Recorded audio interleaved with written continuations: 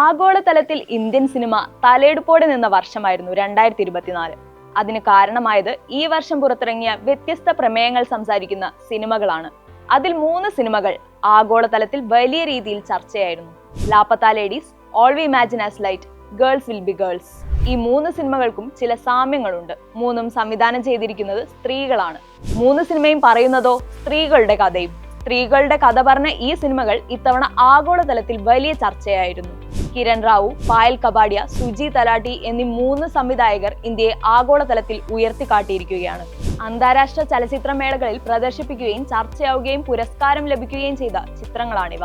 ലാപത്ത ladies 48ാമത് Toronto അന്താരാഷ്ട്ര ചലച്ചിത്രമേളയിലാണ് ആദ്യമായി പ്രദർശിപ്പിക്കുന്നത്. All we imagine as light Cannes film ഫെസ്റ്റിവലിൽ പ്രദർശിപ്പിക്കുകയും ഗ്രാൻഡ് പ്രീ പുരസ്കാരം നേടുകയും ചെയ്തു. ഗേൾസ് വിൽ ബി ഗേൾസ് ആദ്യമായി പ്രദർശിപ്പിച്ചത് സൺഡാൻസ് ഫിലിം ഫെസ്റ്റിവലിലായിരുന്നു.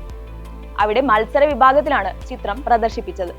ഈ 3 സിനിമകളെയും അവ സംസാരിച്ച പ്രമേയത്തെയും കണക്കിലെടുത്താൽ ഈ വർഷം സ്ത്രീകളുടെ വർഷമായിരുന്നു എന്ന് തന്നെ പറയേണ്ടി വരും. അതിനാൽ തന്നെ ഇന്ത്യക്ക് എന്തുകൊണ്ടും അഭിമാനിക്കാവുന്ന വർഷമായി മാറിയിരിക്കുകയാണ് 2024. വിവിധ തരത്തിലുള്ള ജീവിത സാഹചര്യങ്ങളിലൂടെ കടന്നുപോകുന്ന സ്ത്രീകളെ കുറിച്ചാണ് ഈ 3 സിനിമകളും സംസാരിച്ചത്. ഇന്ത്യയിൽ ഇതാദ്യമായല്ല സ്ത്രീ സംവിധായകർ സിനിമ ചെയ്യുന്നത്. എന്നാൽ 2024ലേക്ക് വരുമ്പോഴുള്ള വ്യത്യാസം എന്താണെന്നാൽ ഈ വർഷം സ്ത്രീകൾക്ക് കൂടുതൽ ഇടവും ശ്രദ്ധയും ലഭിച്ചിട്ടുണ്ട് എന്നതാണ്. സ്ത്രീകളുടെ അവകാശങ്ങളെക്കുറിച്ചും സ്വപ്നങ്ങളെക്കുറിച്ചുമെല്ലാം തുറന്ന് സംസാരിച്ച സിനിമയാണ് ലാപത്ത ലേഡീസ്. സിനിമയിൽ വിവിധ തരത്തിലുള്ള സ്ത്രീകളെ നമുക്ക് കാണാൻ സാധിക്കും. ഫൂൽ മുതൽ മഞ്ജുമായി വരെ നീണ്ടു നിൽക്കുന്നു ലാപത്ത ലേഡീസിലെ സ്ത്രീ കഥാപാത്രങ്ങൾ. ഓരോരുത്തർക്കും അവരവരുടേതായ ജീവിതയാത്രയും പ്രശ്നങ്ങളും കഥയുമുണ്ട്. സ്ത്രീ എന്നാൽ എല്ലാം ത്യജിച്ചും സഹിച്ചും ജീവിക്കേണ്ടവളാണെന്ന സമൂഹത്തിന്റെ പൊതുവായ ധാരണയെ കിരൺ റാവു ലാപത്ത ലേഡീസിലൂടെ പൊളിച്ചെഴുതുകയാണ്. അവൾക്കും സ്വപ്നങ്ങളും ആഗ്രഹങ്ങളും ഉണ്ടെന്നും അത് നടപ്പിലാക്കാൻ ഏതറ്റം വരെയും പോകാൻ അവർ തയ്യാറാണെന്നും ലാപത്ത ലേഡീസ് പറഞ്ഞു വെക്കുന്നു. ഇത്തവണ ഇന്ത്യയുടെ ഔദ്യോഗിക ഓസ്കാർ എൻട്രിയായി ചിത്രം തെരഞ്ഞെടുക്കപ്പെട്ടിരുന്നു. ഫൈനൽ റണ്ണിൽ ചിത്രം ഓസ്കാറിൽ നിന്ന് പുറത്തായെങ്കിലും സിനിമാ ചരിത്രത്തിൽ ലാപത്ത ലേഡീസ് എന്നും തലയെടുപ്പോടെ തന്നെ നിൽക്കും. പായൽ കപാഡിയ സംവിധാനം ചെയ്ത് കനി കുസൃതി, ദിവ്യപ്രഭ, ഛായ കദം എന്നിവർ കേന്ദ്ര കഥാപാത്രങ്ങളായ ചിത്രമാണ് all we imagine as light. 2024 May 23 ചിത്രം ആദ്യമായി കാൻ ഫിലിം ഫെസ്റ്റിവലിൽ പ്രദർശിപ്പിച്ചു. പിന്നീട് ഉണ്ടായതെല്ലാം ചരിത്രമാണ്. ചിത്രം കാനിൽ നിന്നും ഗ്രാൻഡ് പ്രീ പുരസ്കാരം നേടി. അതിനുശേഷം ചിത്രം ഇന്ത്യയിൽ സെപ്റ്റംബറിലാണ് റിലീസ് ചെയ്തത്. 2 മലയാളി നഴ്സുമാരുടെ കഥ പറഞ്ഞ ചിത്രം മലയാളം, ഹിന്ദി, മറാഠി എന്നീ ഭാഷകളിലാണ് ചിത്രീകരിച്ചിരിക്കുന്നത്. മുംബൈ നഗരവും സ്വപ്നങ്ങളും സൗഹൃദങ്ങളുമാണ് സിനിമയുടെ പ്രധാന പ്രമേയം.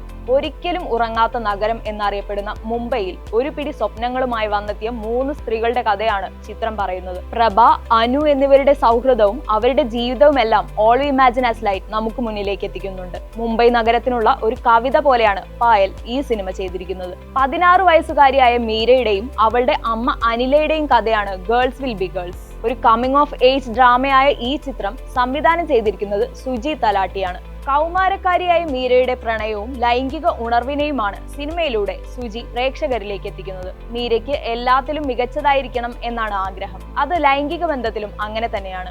മീരയുടെ ആദ്യ പ്രണയം മുതൽ സ്വയം കണ്ടെത്തുന്ന യാത്ര വരെയാണ് ചിത്രം പറഞ്ഞു വെക്കുന്നത്. ഈ 3 സിനിമകളും നമുക്ക് മുന്നിൽ എത്തിച്ചത് വ്യത്യസ്തമായ സ്ത്രീ കഥാപാത്രങ്ങളെയാണ്. ലാപത്ത ലേഡീസിലെ കേന്ദ്ര കഥാപാത്രങ്ങളായ ഫൂലും ജയയും തമ്മിൽ വലിയ വ്യത്യാസമുണ്ട്. അവരുടെ ചിന്താഗതിയും സ്വപ്നങ്ങളും വ്യത്യസ്തമാണ്. അതുപോലെ തന്നെയാണ് ഓൾ വി ഇമാജിൻ ആസ് ലൈറ്റിലെ പ്രഭയും അനുവും. പ്രഭ പ്രണയത്തിന്റെ യഥാർത്ഥ അർത്ഥത്തെ അന്വേഷിക്കുമ്പോൾ അനു അവൾക്ക് മുംബൈ നഗരം നൽകിയ സ്വാതന്ത്ര്യത്തെ ആഘോഷിക്കുകയാണ്. ഈ 4 പേരിൽ നിന്നും വളരെ വ്യത്യസ്തയാണ് മീര. കൗമാരക്കാരിയായ അവൾ സ്വയം തിരിച്ചറിയലിന്റെ യാത്രയിലാണ്. സ്ത്രീകളുടെ കണ്ണുകളിലൂടെയാണ് ഈ വർഷം നമ്മളെല്ലാവരും കൂടുതലായി സഞ്ചരിച്ചതെന്ന് നിസ്സംശയം പറയാവുന്നതാണ്.